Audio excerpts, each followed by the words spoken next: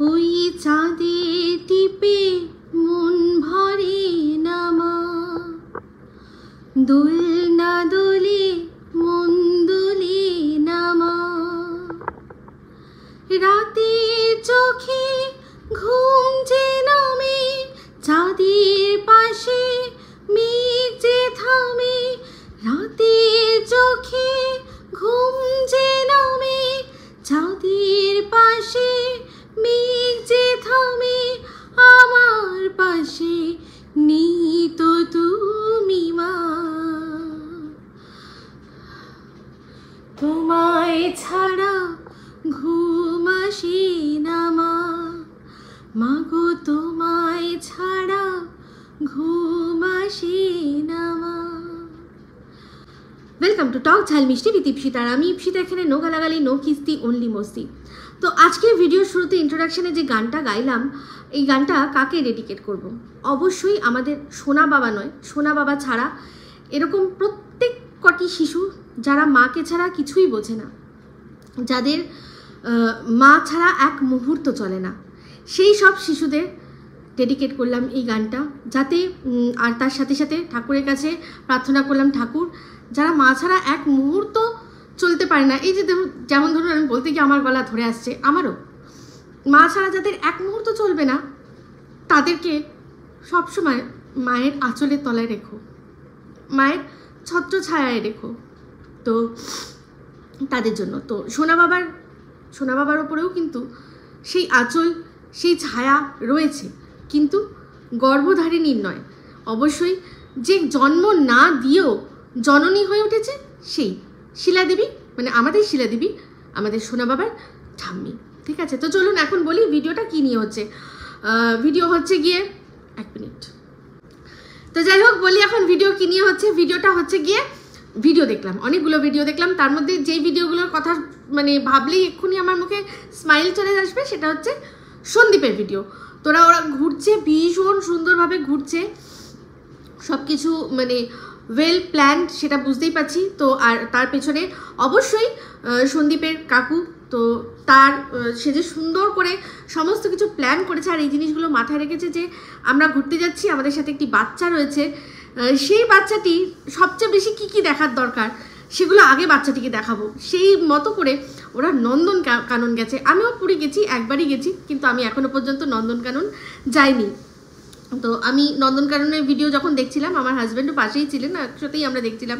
তো ও বলছিল ও যখন অনেক ছোট তখন নন্দনকানন গেছিল, কিন্তু বললো এখনকার নন্দনকানন তখনকার নন্দনকানন একদম আলাদা, এখন অনেক সুন্দর, মানে সুন্দর করে সব ব্যবস্থাপনা হয়েছে। ওর দেখে খুব ভালো লেগেছে জিনিসটা, বললো আমি অনেক ছোট তখন গেছিলাম বাবার সাথে, তো কিন্তু এখন দেখছি যে খুব ভালো। তাই জন্যই আমি বুঝলাম ডিফারেন্সটা, কারণ আমি যেহেতু যাইনি, আমার তো ভীষণ সুন্দর লাগলো। তার সবচেয়ে বড় কথা, এশিয়ার সবচেয়ে বড় জিওলজিক্যাল যে পার্ক মানে চিড়িয়াখানা, সেটা আমাদের দেশে আর সেটাকে এত সুন্দর করে রেখেছে। এমনিতেই সত্যি কথা বলবো, আমি মানে পুরী বলছি না শুধু, আমি বলছি ওড়িশা গভর্নমেন্ট যেভাবে নিজেদের জায়গাগুলোকে ট্যুরিজমের ক্ষেত্রে কাজে লাগাচ্ছে না, এরকম মানে আমাদের পশ্চিমবঙ্গ রাজ্যে কি নেই? মরুভূমি ছাড়া সবই রয়েছে, সব রয়েছে, পাহাড়, নদী, সমুদ্র, সমস্ত কিছু রয়েছে, তেমনি উড়িষ্যাতেও রয়েছে। ওরা খুব সুন্দর করে সেই জিনিসটাকে কাজে লাগাচ্ছে। আমাদেরটাও হচ্ছে, আস্তে আস্তে হচ্ছে, কিন্তু রাস্তাঘাট, যে রাস্তা মানে ওরা যে রাস্তা দিয়ে যাচ্ছে, সেই রাস্তাগুলো তো অ্যাকচুয়ালি প্রত্যন্ত গ্রামের হওয়ার কথা, তার মধ্যেও এত সুন্দর রাস্তা। কোথাও ওই পুরো উড়িষ্যা স্টেটটা ঘোরার জন্য না একটা গাড়ি যথেষ্ট। কেন বলুন তো? কারণ রাস্তা এত ভালো, এত সুন্দর, মসৃণ, পুরো মাখনের মতো রাস্তা, আর তার সিনিক বিউটি দারুণ। মানে আমার মানে পশ্চিমবঙ্গ অবশ্যই ভীষণই প্রিয়, তার সাথে সাথে আমাদের প্রতিবেশী রাজ্য ওড়িশা এত সুন্দরভাবে তাদের ট্যুরিজমটাকে কাজে লাগাচ্ছে। হ্যাটস অফ, আমার ভীষণ ভালো লাগে। যেখান থেকে ইন্সপিরেশন নেওয়ার দরকার সেখান থেকে নেওয়া উচিত। তো এই ওদের ট্যুরিজমটা দেখে আমাদের ইন্ডিয়ার যে কোনো রাজ্য তাদের সববার যার যেটুকু আছে সেটুকু, কারুর হয়তো দেখা যাবে যে ঐতিহাসিক কিছু জিনিস রয়েছে, ঐতিহাসিক কোনো স্থান রয়েছে, সেটাকে সুন্দর করে এমন তার পাশাপাশি জায়গা যে মানুষ এসে থাকবে, থেকে দেখবে, এই জিনিসগুলো করা উচিত। তো যাই হোক, অনেকটা যেহেতু আমি নিজেকে অবশ্যই একজন সোশ্যাল মিডিয়া ইনফ্লুয়েন্সার মনে করি। তো সেই জন্য এই কথাগুলো বলতে ভালো লাগে যে ভিডিওর মধ্যে ভিডিও কন্টেন্ট রিলেটেড ছাড়াও আলাদা যে জিনিসগুলো দেখলাম সেগুলোকে তুলে ধরা, তার মধ্যে যদি খামতি থাকে খামতি, তার মধ্যে যদি অবশ্যই প্রশংসা করার মতো প্রশংসনীয় কিছু দেখি সেগুলো দর্শকদের সামনে তুলে ধরা ভীষণ ভালো, ভীষণ ভালো লাগে। উড়িষ্যার এমন এমন এমন জায়গা রয়েছে, মানে উড়িষ্যার কাশ্মীর, যেটা আমার ভীষণ দেখার ইচ্ছা, এত সুন্দর করে ওরা করে রেখেছে। আরও অনেক জায়গা তো যাবো, নিশ্চয়ই যাবো, ভগবান সব কিছুই তার উপর উড়িষ্যা তো আমাদের ওখানে তো জগন্নাথ দেব না ডাকলে তো যাওয়া যায় না। জয় জগন্নাথ। তো চলে আসি জয় জগন্নাথ বলে এবার ভিডিওর মধ্যে। তো সবার আগে বলি যেটা দিয়ে আমি আর কি আমার যে মনের ভারাক্রান্ত ব্যাপারটা কাটালাম সেটা হচ্ছে সন্দীপের ভিডিও। তো সেটা নিয়ে বলবো, অবশ্যই বলবো। তার আগে বলি টিনের ভিডিও দেখলাম, তো মানে যেটা জামাই ষষ্ঠীর দিন, জামাই নেই তাহলে আর জামাই ষষ্ঠী কি, আরে কি অবস্থা মানে জামাই নেই তাহলে আর কিসের জামাই। এদিকে নিজেই কিন্তু বলেছিল যে মানে যার সাথে সম্পর্ক নেই, যে জামাই, যে প্রাক্তন হয়েছে সে তো এখনও জামাই, কিন্তু প্রাক্তন এখনও মানে অফিসিয়ালি কিন্তু সেই জামাই। কিন্তু আরেকজন যার কথা লিখেছিল যে হ্যাঁ একেই আমি ভালোবাসি, এর সাথেই আমার বাকি জীবনটা কাটবে, তার মানে সে উঠবি, মানে দুটো রয়েছে কিন্তু, একটা এক্স একটা উঠবি, কিন্তু তাও সব থেকেও কিছুই নেই, এরকম একটা ব্যাপার। কিন্তু কিছু নেই যখন, তাহলে এত আয়োজন কিসের? আমরা ভালো করে জানি, ভালো করে সবাই বুঝে গেছি যে এই ভিডিওটা কিন্তু একদম জামাই ষষ্ঠীর ভিডিও নয়, এটা জামাই ষষ্ঠীর আগের দিনের ভিডিও। মানে জামাই ষষ্ঠী যেদিন খাচ্ছে সেই খাওয়াটা, সেই যেদিন জামাই ষষ্ঠী সেদিন কিন্তু ওই একটা প্রমোশনাল ভিডিওর নামে একটা ভিডিও দিয়ে দিয়েছে। সেই দিন কোনো ভিডিও যেহেতু শ্যুট হবে না, তো আগে পরে কিছু ভিডিওর ফুটেজ দিয়ে একটা করে ভিডিও দিয়ে যাচ্ছে, কারণ ইনকাম করতে হবে। তো যাই হোক, আগের দিনের প্রস্তুতি যেটা দেখলাম, তো সেখানে ভিডিওর মধ্যে ওই সেম একই জিনিস, সেই চিয়া সিডকে সিয়া সিড দিয়ে বলল যে ওর যে হেলথ ড্রিঙ্কটা সেটা মিশিয়ে খেলো, একদম তলার মধ্যে পড়ে গেছে। তো যাই হোক, দেখলাম ওর বাপি এসছে। তো এই ওর বাড়িতে আগের দিনের ভিডিওতে আমরা দেখেছি যে বৌদিরা চলে গেছে, বৌদিরা বাপের বাড়িতে চলে গেছে জামাই ষষ্ঠীর দিন, কিন্তু তাও জামাই ষষ্ঠীর দিন দেখা যাচ্ছে যে মানে আগের দিন দেখা যাচ্ছে ওর বৌদি ওদের সাথে বসে ডিনার করছে। এটা তো পসিবলই নয়, এটা যে বাঁচি থাকলে আমি আগেই বলে দিয়েছি। তো একটা জিনিস লক্ষ্য করবেন, যখন ওর বাপির সাথে কথা বলছিল তখন পাশ থেকে কিন্তু একজনের আওয়াজ পাওয়া গেছে, ও বাপি, ও বাপি। তো ওদের বাড়িতে ওর বাপিকে বাপি ডাকার মতো আর কি আছে? ওদের বাড়িতে বাপি ডাকার মতো হয় ও ডাকবে, নয় ওর দাদা ভাই ডাকবে, আর ওর বৌদিও ডাকতে পারে। তো দাদা বৌদি নেই বাড়িতে, আর যে কণ্ঠস্বরটা সেটা একটা পুরুষ কণ্ঠস্বর, তাহলে সেই পুরুষ কণ্ঠস্বরে কে ও বাপি বলে ডাকলো, তাই না? এই প্রশ্নটা আসে না? তো এবার যদি বলেন যে আরে ও তো পাশের বাড়ি কাকা যে আছে সে এসে ডেকেছে, সে তো কাকা, সে তো দাদা ডাকবে, ও দাদা বলে ডাকবে, ওর সম্পর্কে দাদা বলেই না ওই ছেলেটি ওর কাকা, তাই না? তো সেক্ষেত্রে বুঝতেই পাচ্ছেন যে তার তো কোনো প্রশ্নই নেই। তাহলে কে ওরকম একটা কণ্ঠস্বরে ও আপি যে মনে যেন কথাটা আউড়ে যাচ্ছে, হ্যাঁ এরকম করে ডাকলো? তো যাই হোক, আমরা সবাই বুঝতে পারছি, যখন যেরকম আবার যদি কোনো দিনও দেখা যায় জয় শ্রীরাম ফাগুনের মোহনায় ডিডিডিক ডিডিডিক ডিডিডিক, তো অবশ্যই ভিডিওর মধ্যে যেহেতু গলা শোনা গেছে, তো আমি বলতেই পারি অনুমান করে আমার মনে হচ্ছে এটা আর কারণ নয়, ফোকলার গলা।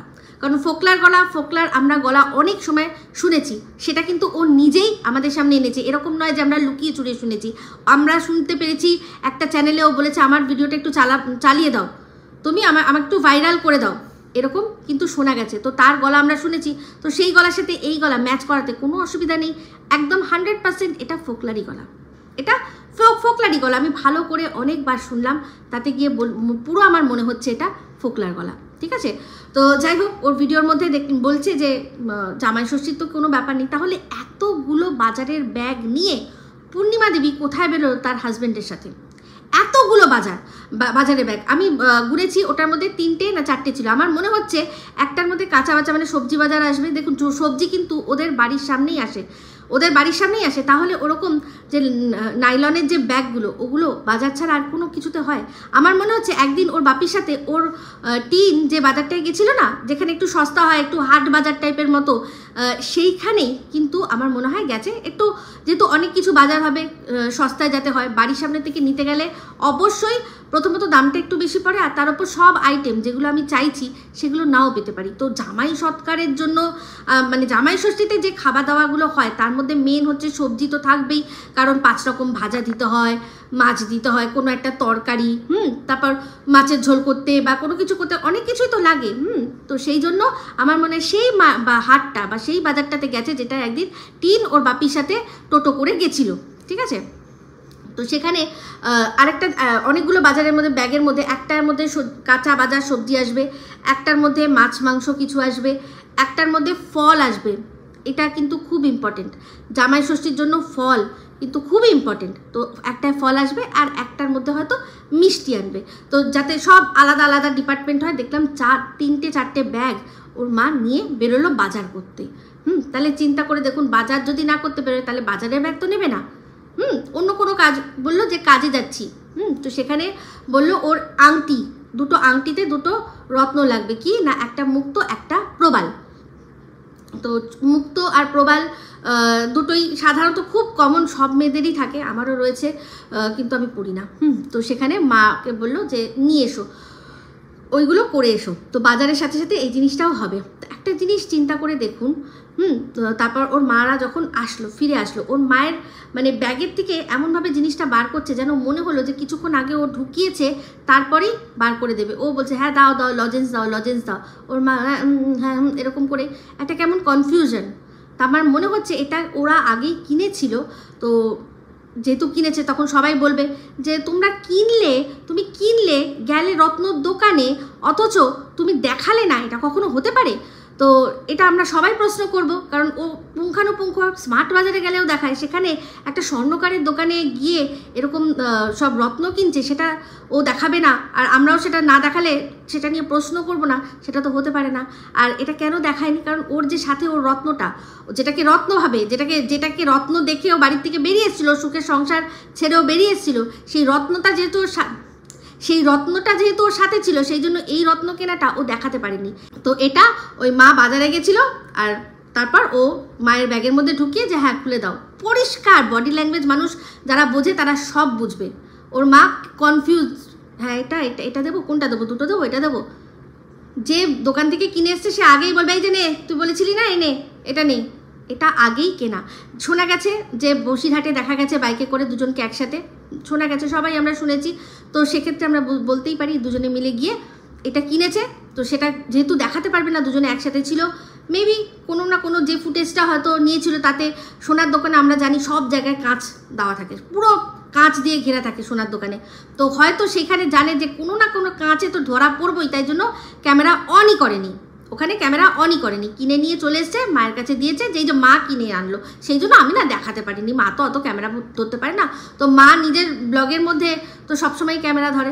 তো দেখি আমি তো এগুলো সব অনুমান করে বলছি। এবার যখন ওর মা যদি সত্যি দেখায় যে হ্যাঁ আমি গেছিলাম, আমি কিনেছিলাম, দেখি সেরকম, তাহলে নিশ্চয়ই তার চ্যানেল থেকে কোনো বিষয় আসবে, সেটার জন্য অপেক্ষা করব। কিন্তু আমি এটা জানি খুব ভালো করে যে এটা ও আর ওর রত্ন, মানে ওর ওই ফোকলা রত্ন সে গিয়ে কিনেছে। তো বলি কি যে লাগে হাত দাঁতটাও বাঁধিয়ে দিতে পারতে, ওই যেই দাঁতটা মাঝে মাঝে খুলে পড়ে যায় গো, সেই দাঁতটা সোনা দিয়ে বাঁধিয়ে দিতে পারতে, তাহলে আর কোনো চিন্তা থাকতো না, একেবারে নির্দ্বিধায় মানে সবসময় আর কি ওটা পড়েই থাকতে পারতো। কারণ এখন তো মাঝে মাঝে শুনেছি কোথাও পেটে ঢুকে যাওয়ার চান্স থাকে, মানে এক মুখ থেকে অন্য মুখে ট্রান্সফার হয়ে যাওয়ার ব্যাপার থাকে। কোন সময় হাসতে হাসতে ফুস করে পড়ে গেল, এই একবার তো পড়ে গেছিল না, মনে আছে? এমন হাসান হেসেছিল। তো তাহলে সবচেয়ে ভালো হতো গিয়ে বাঁধিয়ে দিতে। তো কই নেই, কারণ শুনলাম যে এই তো এখন এই রত্নগুলো এসছে, এবার রত্নগুলো তো আংটিতে বাঁধাতেও হবে, আংটি হোক ব্রেসলেট হোক যা হোক বাঁধাতেও হবে, তাই না? তো তখন কিন্তু অবশ্যই ফোকলারও দাঁতটা লাগে হাতও বানিয়ে দিও। ইচ্ছে ভালো গিফট কিন্তু এই মরশুমে, এই যে একটা ষষ্ঠী আবহ চলছে, তার জন্য এর চেয়ে ভালো গিফট আর হতে পারে না। যে ফোকলার দাঁতটা পার্মানেন্টলি সোনা দিয়ে বাঁধানো হয়ে গেল। তো যাই হোক, এটাই হচ্ছে ব্যাপার। তো একটা জিনিস দেখলাম যে ওর মা বাবা যখন বাজার করে আসলো, যদি বাড়িতে জামাই ষষ্ঠী বা সেরকম কিছু নাই হয়, তাহলে অত বড় একটা স্ট্যান্ড ফ্যান কেন আনলো? মানে এক্ষুনি যখন ছেলেকে নিয়ে কথা হলো যে এই ছেলে 2 দিন পর আসবে, এই ছেলে আসলো বলে, তখন তো কই আসলো না ওই স্ট্যান্ড ফ্যানটা। তাহলে তো একটা হ্যান্ড ফ্যান, অন্যের একটা হ্যান্ড ফ্যান এরকম দেখিয়ে আমি এরকম একটা ব্যাটারি চালিত ফ্যান কিনবো আমার ছেলের জন্য বলেছিল, তাই তো? কিন্তু দেখুন তখন তাহলে এরকম একটা স্ট্যান্ড ফ্যান, যে এক্ষুনি আমি এসি পাচ্ছি না, আমি ছেলের জন্য একটা স্ট্যান্ড ফ্যান তাহলে কিনে নিয়ে আসি। মায়ের মনে হয়েছিল না, মনে হয়নি। কিন্তু ওর মা বাবার মনে হয়েছে, যাকে ডেকে খাওয়াবে তার যেন কষ্ট না হয়। আর তাল পাতা দিয়ে হাওয়া করার তো আর কোনো এখন আর চল নেই, এই ফ্যানটা চালিয়ে দিলেই হয়ে যাবে, সুন্দর শীতলভাবে খেতে পারবে, তাই না? এরকম এটাই তো বলতে হবে। না হলে দাদু দিদারও তো একবারও মনে হলো না যে আমাদের নাতি আসবে, তাহলে যাই গিয়ে একটা স্ট্যান্ড ফ্যান কিনে নিয়ে আসি, আমাদের এসি কেনার ক্ষমতা নেই। কিন্তু এখনই হঠাৎ করে তড়িঘড়ি কেন স্ট্যান্ড ফ্যান এলো, আমরা কি আর বুঝতে পারি না? আমরা সব বুঝতে পারি, কিন্তু ব্যাপারটা কি হচ্ছে, এই সমস্ত কিছু কিন্তু এখন আমরা দেখতে পাবো না। হয়তো কোনো সময় দেখতে পাবো যে এই যে দেখো আমরা এই সময় করেছিলাম, এটা তখন দিতে পারিনি। এই জন্যই তো আইফোন প্রো ম্যাক্স 1 টিভি কিনেছিলাম, যাতে 1 টিভির মধ্যে এই সমস্ত যে স্মৃতিগুলো আছে সব জমা করে রেখে দিতে পারি, পরবর্তীকালে ওগুলোই আস্তে আস্তে ভাঙিয়ে ভাঙিয়ে খাবো। এটা এই জন্যই কিনেছে, এত একটা বেশি সবচেয়ে হায়েস্ট জিবিওয়ালা ফোন, তাই না? তো যাই হোক, বললো যে রান্নাবান্নার আজকে দায়িত্ব আমার আর ঠাম্মির পড়েছে। কারণ বুঝতেই পারছি, যেহেতু মা আর বাপি দুজনে বাজার যাবে, তো মা বাজারটা করবে না ঘরে বসে রান্না করবে। তো সেই দিনকার রান্নাটা ঠাম্মিরই দায়িত্ব পড়েছে। ভালোই হয়েছে, মানে ভাগ্যিস ঠাম্মি একটু রান্না করেছে, তাই জন্য রান্নাগুলো দেখে অন্তত একটু ভালো লাগলো, চোখে একটু আরাম পেলাম। না হলে যা রান্না, বাবারে বাবা, আমি তো বলবো পরের দিনের রান্নাটাও যেন ঠাম্মিই করে, না হলে ওই যা চেহারা রান্নার, বলতে পারছি না। তো যাই হোক, তারপর সেই একই জিনিস, সারাদিনের ঘুম, সারাদিন ঘুম, কি ঘুম ঘুম ঘুম দিয়ে একদম তরতাজা হয়ে উঠেছে। আমি একটা জিনিস জানি যে যারা স্ট্রিক্ট ডায়েটের মধ্যে থাকে তাদের কিন্তু বেশি ঘুম আমার মনে হয় উচিত না। এটা যারা ডায়েটিং করছে, যে মনে করছে যে সে রোগা হবে, তার কিন্তু এটা দেখে নেওয়া উচিত যে এত ঘুমও কি ভালো। আমার মনে হয় কিন্তু ঘুম ভালো না। তো যাই হোক, চলে আসি এবার সন্দীপের ভিডিওর মধ্যে। ভিডিও ভীষণ সুন্দর। সেখানে আমাদের সোনা বাবা যখনই যাচ্ছে, যেখানেই যাচ্ছে, যে পশুই দেখছে, ওর মনে শুধু একমাত্র একটাই প্রশ্ন যে বাবা বাবা বাবা বাবা ওর মা কোথায়? তো যখন সন্দীপ বলছে ওই তো আছে, মা আছে, তো ও দেখছে প্রত্যেকটা ক্ষেত্রে ওর কিন্তু এই একটাই প্রশ্ন যে ওর মা বাবা কোথায়। তো সন্দীপ যখন বলছে যে চল বাঘ নিয়ে চলে যাবে একটা বাড়িতে, ও কিন্তু বললো যে না, বাঘ নেবে মানে ওর তো বাবা মা আছে। তো ভালো করে ও এটা জানে যে বাবা মা আছে, বাবা মায়ের ছত্রছায়ায় বাচ্চা একেবারে সিকিওর, তাকে কেউ কোথাও নিয়ে যেতে পারে না, ওর বাবার কাছে থাকবে। আর বারবার করে মায়ের প্রশ্ন যে এর মাটা ঠিক কোথায়, বারবার করে এই একটাই প্রশ্ন যে ওর বাবা মা কোথায়, ওর বাবা মা কোথায়। তো দেখছে যে বাবা মার সাথে আছে, আমি জানি না ও কি মিলাচ্ছে, প্রত্যেকটা ক্ষেত্রেই একটাই কথা বারবার করে যে বাবা মা কোথায়, বাবা মা কোথায়। সন্দীপ যখন বলছে তখন দেখছি ও চুপ করে যাচ্ছে। আমার মনে হয় ও এটা ভাবছে যে সবারই মা আছে, তাহলে কি শুধুমাত্র আমি এমন যার মা চলে গেছে? তো একটা সময় একটা জায়গায় দেখলাম, সেখানে ও বলছিল যে ওর মাটা কি মরে গেছে। বাবাকে দেখা যাচ্ছিল, বাচ্চাদের দেখা যাচ্ছিল, মাটাকে দেখা যাচ্ছিল না দূরে, আমার মনে হয় সিংহর ওখানে। তো সেখানে বলছিল যে ওর মাটা কই, মা কি মরে গেছে না চলে গেছে? তো তার মানে ওর কিন্তু এখানে পুরো আমরা বুঝতে পারছি যে ওর কনসেপ্ট পুরো ক্লিয়ার। ও নিজের মাকে চলে যেতে দেখেছে। ও এই যে ওদের সম্পর্কে একটা কথা রটানো হয় যে ওরা বাচ্চাটাকে বলেছে যে মা পৃথিবীতে নেই, এই কথাটা কিন্তু সম্পূর্ণ ভুল। কারণ একদম লাস্ট সোনা বাবা যে কথাটা বললো, মা মরে গেছে না চলে গেছে, তো ওখানে সন্দীপ বলল যে না, ওখানে পাশেই কোথাও আছে। ঠিক আছে, তো সেখানে বলুন, চিন্তা করে দেখুন যে ওর মনের মধ্যে একটাই চিন্তা, ও ভাবছে যে আমার সাথে যেটা হয়েছে সেটা কি অ্যাকচুয়ালি স্বাভাবিক, মানে সবারই কি এরকম হয়? তো এখানে মাকে না দেখতে পেয়ে ও পুরো পরিষ্কার জিজ্ঞাসা করে নিল যে মরে গেছে না চলে গেছে। তো যখন বললো চলে গেছে, ঠিক আছে, চলে গেছে জিজ্ঞাসা, কারণ ও নিজের মাকে চলে যেতে দেখেছে। এই যে বলা হয় না যে বাচ্চাটাকে জিজ্ঞাসা করা হয়েছিল, এই রুমালি বলেছিল যে মা কোথায়, প্রথমেই কিন্তু বলেছিল মা তো মামার বাড়িতে আছে, পরিষ্কার বলেছে। তো সেখানে ও নিজের চোখে দেখেছিল ওর মায়ের সাথে, ও সবাইকে চেনে, ও দেখেছে ওর মামা এসছিল, ওর দিদা এসছিল, সবার সাথে টোটোতে চেপে তার মা চলে গেছে। মা মরে যায় যদি হয় সেটা কি হয়, সেটাও ও সদ্য দেখেছে ওই দিদিমার ক্ষেত্রে, যে মা মরে গেলে কি হয়, মরে যাওয়ার মানে কি সেটা ভগবানও তাকে সেই সময় বুঝিয়ে দিয়েছে যে মা মরে গেলে এরকম অবস্থা হয়। তখন মাকে দেখা যায় মা শুয়ে আছে, মা উত্তর দেয় না। কিন্তু যাদের মা চলে যায় তাদের মা ওই রকমই। অনেকেরই বাচ্চার মা চলে যায়, তারা চোখে দেখতে পায় না, পরে ডিসকভার করে একটা সময় যে মা নেই, বাবাকে জিজ্ঞাসা করে, বাড়ির অন্য সবাইকে জিজ্ঞাসা করে। কিন্তু ও তো চোখের সামনে সমস্ত কিছু দেখেছে। ওর হাত থেকেই ওর ঠাম্মির ফোনটা ছিনিয়ে নিয়ে ওর মা ফোন করে নিজের মাকে ডেকেছে। দাদারা এসছে, এক টোটো ভর্তি লোক এসছে, সেগুলো তখন কৃষাণু সামনেই বসেছিল, সমস্ত দেখেছে। তাই কৃষাণুর কাছে এই কনসেপ্টটা ক্লিয়ার যে মা চলেও যায়, মা শুধু মরে যায় না, মা চলেও যায়। তাই জন্য প্রত্যেক কটা পশুকুলে দেখছে যে এরকম আমার মতো কেউ আছে যার কিনা মা চলে গেছে, তাহলে হয়তো ওর এটা মনে হবে যে হ্যাঁ মা চলেও যায়। কিন্তু ওখানে সবাই দেখতে পাচ্ছে যে সবারই বাচ্চার মারা রয়েছে, দেখতে পাচ্ছে, তাই না? তো যাই হোক, এইটা দেখে যখন আর কি কৃষাণুর মুখে কথাগুলো শুনছিলাম, ওর মধ্যে বারবার করে ওই প্রসঙ্গগুলো উঠছিল, আসছিল। ওর বাবা বলছে হরিণের বাচ্চা নিয়ে যাবি, বলছে না ওর বাবা মা আছে তো, ওই জিনিসটা ভালো করে বোঝে।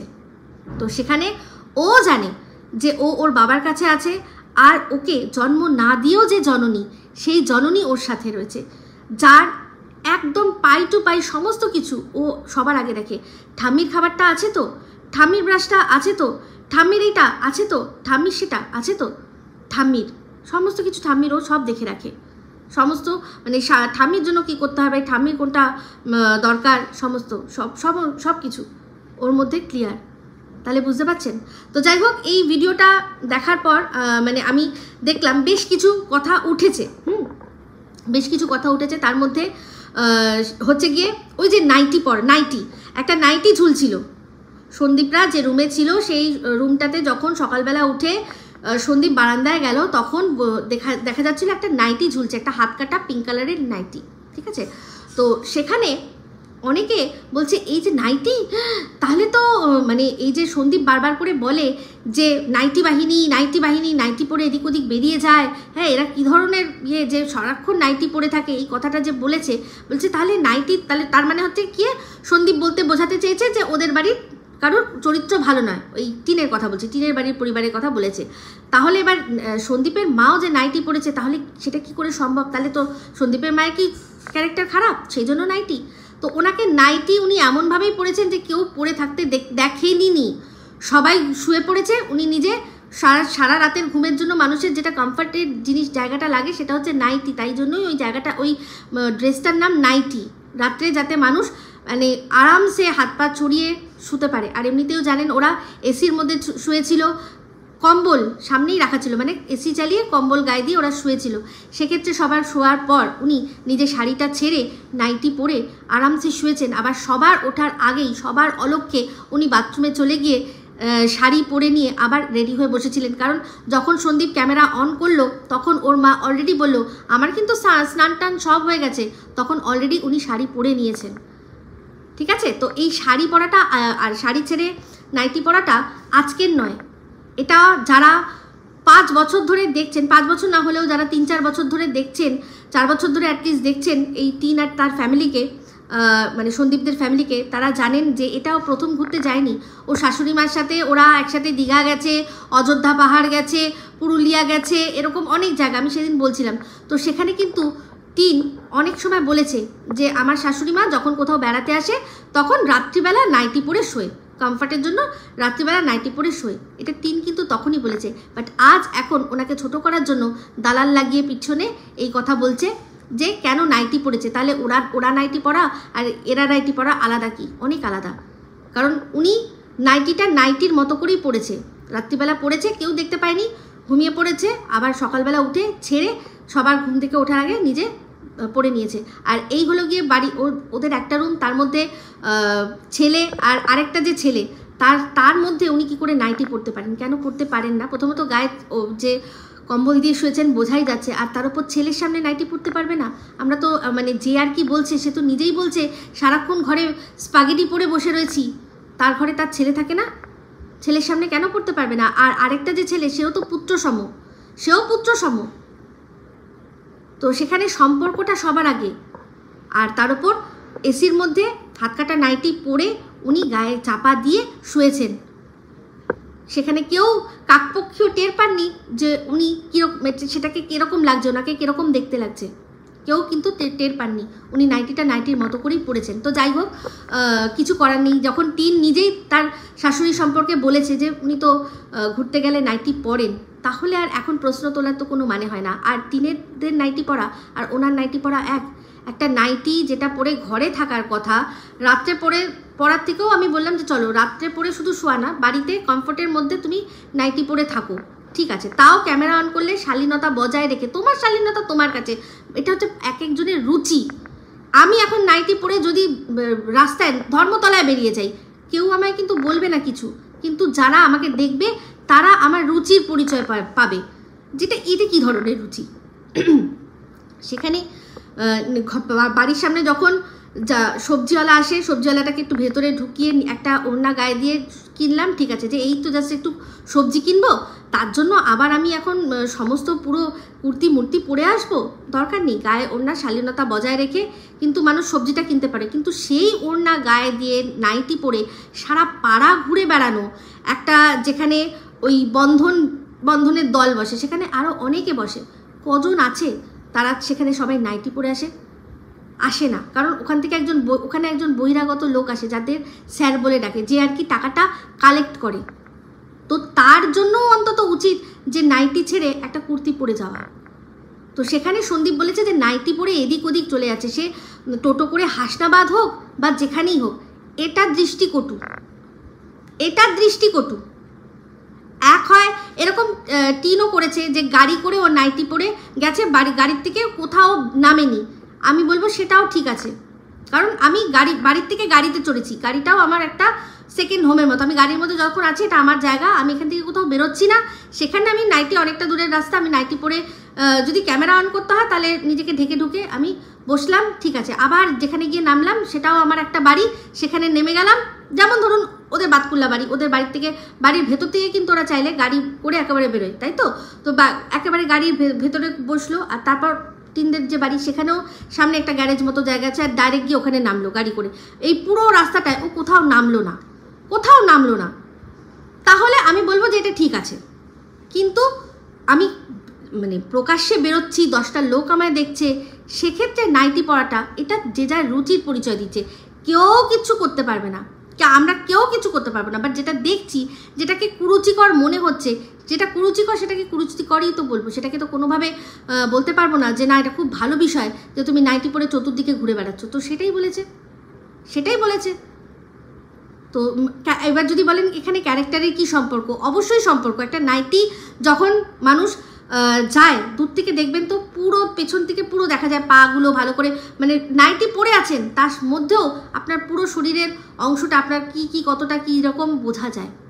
তো যাদের এটাতে কোনো পাত্তাই নেই যে দূর বাবা আমার শরীরের কি বোঝা গেল, তাতে আমার কোনো যায় আসে না, তাহলে তো সেটা তাদের ক্যারেক্টারের বিচার করার জন্যই কাজে লাগবে, তাই না?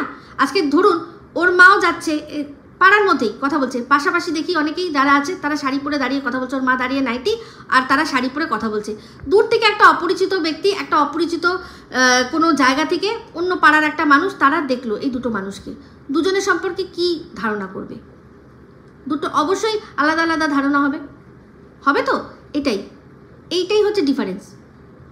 যে আর কি নাইটির মধ্যে ভেতরে কোনো অন্তর্বাস না পড়ে, ভেতরে কিছু না পড়েই জাস্ট বেরিয়ে গেছে, তার যায় আসে না, তার শরীরের কি অংশটা দেখা যাচ্ছে আমাদের কাছে এই সিগন্যালটাই আসবে যে তার যায় আসে না, ঠিক আছে? তো যাই হোক, এবার আসি একটা খুব ইম্পর্টেন্ট বিষয়, একটা বিশাল বড় অ্যালিগেশন লাগানো হচ্ছে কার ওপর না, আমাদের শিলা দেবীর ওপর। শিলা দেবী নাকি টিনের শাড়ি চুরি করেছে, তাই তো? তো এই বিষয়টাই আজকে ক্লিয়ার করব। দুটো ছবি দেখাচ্ছি, দেখুন একই রকম শাড়ি, শিলা দেবীরটা হচ্ছে ডিপ মেরুন, একদম ডিপ মেরুন, আর টিনেরটার ভেতরের কথা বলছি, পাড়টা কিন্তু মোটামুটি একই, দুজনেরই সবুজ ধরনের পাড়, গোল্ডেন সবুজ পাড়, আর ভেতরের কালারটা দেখুন, শাড়ির যেটাকে বলে বডি, সেই বডিটার মধ্যে শিলা দেবীরটা হচ্ছে ডিপ মেরুন কালারের, আর টিন যেটা পরে আছে সেটা হালকা একটু কীরকম বলবো, লালেরই একটা কালার, একটু দুধে আলতা টাইপের কালার, ঠিক আছে? একই শাড়ি একই, বাট দুজনের বডির কালারটা আলাদা। তো শুধুমাত্র ঠিকমতো না দেখেই এটাকে বলে দিল যে টিন নাকি শাড়ি চুরি করেছে, মানে টিনের শাড়ি নাকি শিলাদেবী চুরি করে পড়েছে। এটা কত বড় অপবাদ! এর জন্য কি করা উচিত? উইদাউট এনি প্রুফ যেরকমভাবে ভুলভাল বার্তা ছড়াচ্ছে, এর জন্য কি করা উচিত? উচিত না? আমার তো মনে হয় যে এই ধরনের কথা বলছে তার ক্ষমা চাওয়া উচিত, কারণ সে সরাসরি ভুলভাল অ্যালিগেশন লাগাচ্ছে। আজকে আপনাদের সামনে এটা পরিষ্কার করে দিলাম, দুটো শাড়ি, দুটো একই রকম শাড়ি, বাট কালার কিন্তু তার মধ্যেও অনেক আলাদা, অনেক আলাদা কালার। ঠিক আছে? এরকম ভুলভাল অ্যালিগেশন মানুষের নামে দিনের পর দিন দিয়ে যাচ্ছে, এরা দিনের পর দিন দিয়ে যাচ্ছে। আজকে শুনলাম বলছে গাড়ির মধ্যে সানগ্লাস কে পরে ভাই? গাড়ির মধ্যে সানগ্লাস কে পরে ভাই? একজন ওই যে দাঁতের ফাঁকে যে বিশাল ফাঁক, সে বলছে হচ্ছে কি ওই জলনদীপের ঠাকুমা এই ধরনের কথাবার্তা বলছে। তো তাকে আজকে ভালো করে দেখিয়ে দিলাম। সে আবারও একটা কথা বলছে যে যে সময় রুমালির বাড়িতে টিন গেছিল সে সময় কালার করেছিল, চুলটা স্টাইল করে কেটেছিল, সে সময় নাকি জোর করে ওকে কলপ করে দিয়েছে। এটার পিছনে কারণটা মানে সত্যতাটা, প্রমাণটা চাই। যেমন কিনা এই যে শাড়িটা বললাম, তেমনি এটাও তো পুরো একটা মন গড়া কথা হতে পারে। টিনের উচিত, টিনকে বলছি, তুমি কোনো প্রমাণ দিতে পারবে যে তোমায় জোর করে করা হয়েছিল, নাকি তুমি নিজেই তোমার ভাল লাগছিল না তাই জন্য তুমি ওটাকে আবার কালারটা চেঞ্জ করে দিয়েছিলে? কারণ তোমার যে মিনিটে মিনিটে মুড সুইংস হয় সে তো আমরা সবসময় দেখি। এক্ষুনি যেটা ভাল লাগছে পর মুহূর্তে সেটা ভালো লাগে না। সেটাকেই তুমি এখন তোমার দালালদের দিয়ে কি বলছো যে আমাকে জোর করে কালারটা চেঞ্জ করিয়ে দেওয়া হয়েছিল। কোনো প্রমাণ আছে? কোনো প্রমাণ আছে? যদি প্রমাণ না দিতে পারো তাহলে এরকমভাবে যখন আমরাও বলি কোনো কথা, সেগুলো মানে এই যে আমি বললাম স্ট্যান্ড ফ্যানটা কেন আছে, কী জন্য আছে, আমি নিজের মতো করে বলছি, তাহলে কিন্তু সেই কথাগুলো চুপচাপ নেওয়ার মতো ক্ষমতা রাখবে। যখন এই ধরনের ভুলভাল অ্যালিগেশন দিচ্ছ তো ভালো, এই ধরনের এই যে এইগুলো করছো না, তাতে সুবিধা হচ্ছে সন্দীপের, আর অসুবিধা কার হবে সেটা তুমি নিজেই মানে দেখে নিও। পরের বছরও এই স্ট্যান্ড ফ্যানের মধ্যে করেই খেতে হবে। যত এই ধরনের নোংরামি ছড়াবে তত কিন্তু বলবো যে সন্দীপের কিন্তু জেদ বাড়বে। আর পরের বছরও এরকমভাবে লুকিয়ে চুরিয়ে চোরের মতো করেই খেতে হবে। চোর ষষ্ঠী বলেছিলাম না, ওটা সত্যিকারের চোর ষষ্ঠী। তো যাই হোক, বলছিল আবার একটা কথা যে গাড়ির মধ্যে সানগ্লাস কে পরে? হ্যাঁ ডিয়ার ফ্রেন্ডস, কেন? যার এক্ষুনি উপমা দিল রুমালি, সে নিজের গাড়ির মধ্যে সানগ্লাস পরে যায়। এমনকি গাড়ির মধ্যে গেল, তারপর সানগ্লাসটা খুললো, চোখে দিল। গাড়ির মধ্যে আর গাড়ির বাইরে সানগ্লাসের কি সম্পর্ক? লোকে রাত্রিবেলা যাচ্ছে তাও দেখছে অনেকে সানগ্লাস পরছে স্টাইলের জন্য। তো সেক্ষেত্রে গাড়ি দিনের বেলা গাড়ির মধ্যে যাচ্ছে আমার চোখে আরাম দেওয়ার জন্য। চোখে আমি যখন সানগ্লাসটা পরছি শুধুমাত্র এটার জন্য নয় যে আমাকে দেখতে সুন্দর লাগবে বা স্টাইলের জন্য। সানগ্লাসের একটা আরও কার্যকারিতা আছে যেটা অশিক্ষিতরা বোঝে না। সানগ্লাস মানুষ পরে নিজের চোখকে সান থেকে প্রোটেকশন দেওয়ার জন্য। যে এই কড়া রোদের যে একটা ব্যাপার, বিশাল একটা কড়া রোদ, সেটা আমি যদি কালারিং গ্লাসের মধ্যে দিয়ে আমার চোখ একটা স্মুথনেস পাবে, আমার চোখে আরাম হবে। ওই কড়া রোদে আমি তাকিয়ে আছি, আর তাছাড়া সানগ্লাস পরে থাকলে আমার চোখটা আরাম পাবে। এই অশিক্ষিতগুলো জানেই না। এই অশিক্ষিত মহিলা, এই অশিক্ষিত যে কিনা আর কি ওই কী যেন বলে, এই অশিক্ষিত মহিলা আয়ামাসি, ও হচ্ছে আয়ামাসি, ওই কিন্ডারগার্টেন স্কুলের আয়ামাসি। সেই জন্য শুধু ভাবে সানগ্লাসটা মানুষ স্টাইলের জন্যই বুঝি পড়ে। সানগ্লাস যে মানুষ সান প্রোটেকশন, নিজের ওখানে বড় বড় সানগ্লাসের মধ্যে লেখা থাকে কত % ইউভি রেজ আটকায়। রেব্যানেরগুলোর মধ্যে লেখা থাকে 100% ইউভি রে প্রোটেকশন। মানে কি ইউভি রে মানে জানে? হ্যাঁ, দাঁত ফাঁকা বুড়ি, আলট্রাভায়োলেট রেজ। হ্যাঁ, দাঁত ফাঁকা বুড়ি জানে না মনে হয় যে ইউভি রেজ বলে কি হয়। সানগ্লাস মানেই জানে ওই ফুটপাথ থেকে 10 টাকা দামের না 100 টাকা দামের সানগ্লাস পরে স্টাইল মারতে জানেন উনি। সানগ্লাসের যে কার্যকারিতা তার সম্পর্কে ওনার কোনো ধারণাই নেই। তাই জন্য বলছে গাড়ির মধ্যে কে পড়ে ডিয়ার ফ্রেন্ডস? যারা শিক্ষিত হয়, যারা জানে, যারা সানগ্লাসটা কি কাজে লাগে যারা জানে, তারাই গাড়ির মধ্যে, বাড়ির মধ্যে, রাস্তায় বেরোলে যে কোনো সময় সানগ্লাস পরে। অশিক্ষিতর চরম লেভেল আর কি। আর বলবো কি, হবে না, টিনেরই তো দালাল, আর কি হবে? সব অশিক্ষিতগুলোকে পুষে রেখেছে। এই একটা আয়ামাসি আছে, কিন্ডারগার্টেন স্কুলের আয়ামাসি, ডাইপার বদলায় আর বাথরুম পরিষ্কার করে। আর নিজেকে শিক্ষিকা বলে, শিক্ষিকা। সেই জন্য জানেই না যে সানগ্লাস মানুষ কি জন্য পরে। তো যাই হোক বন্ধুরা, এই ভিডিওটা অনেক বড় হয়ে যাচ্ছে, এই অবধি রাখছি। অবশ্যই পরবর্তীকালে আবারও আসছি। এই ভিডিওটা ভালো লাগলে লাইক শেয়ার কমেন্ট করতে ভুলবেন না। যারা চ্যানেলটা সাবস্ক্রাইব করেননি তারা সাবস্ক্রাইব করে নেবেন। সবাই ভালো থাকবেন, সুস্থ থাকবেন। আবার আসছি খুব শীঘ্রই একটা নতুন ভিডিও নিয়ে। Me Ipsita signing off. Love you all.